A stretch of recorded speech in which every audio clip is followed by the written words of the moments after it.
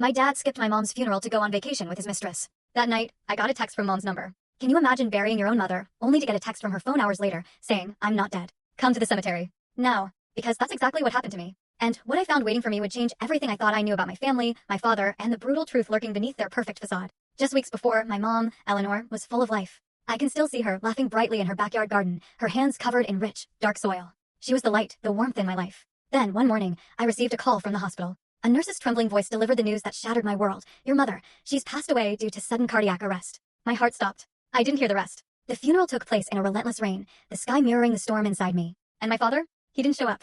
Not a word, not a phone call. As we lowered my mother's coffin into the cold earth, I later discovered he was in Hawaii, hand in hand with a young woman, smiling for the camera. My blood ran cold when I saw that photo. He was flaunting his new chapter, while my mother, his wife of over 30 years, was being laid to rest. I stood silently before her grave, the rain washing over me, trying to convince myself it was all over. But that night, my phone buzzed, and a message from my mother's number lit up the screen. "I'm not dead. Come to the grave now."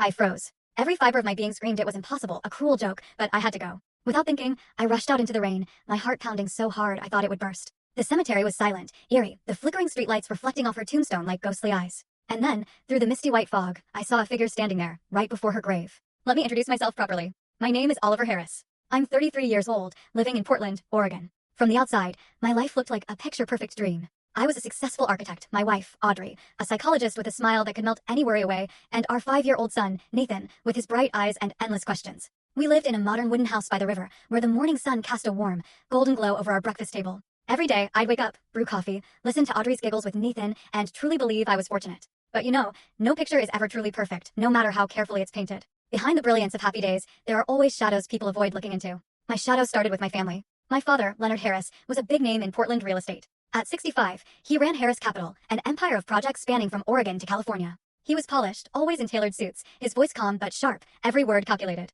To outsiders, he was an icon of success. To me, he was a stonewall, cold, unapproachable, always making me feel like I was never enough. I remember winning my first design award at 25. I excitedly showed it to him. He glanced at the certificate and said, in that even, flat tone, "Good job, Oliver.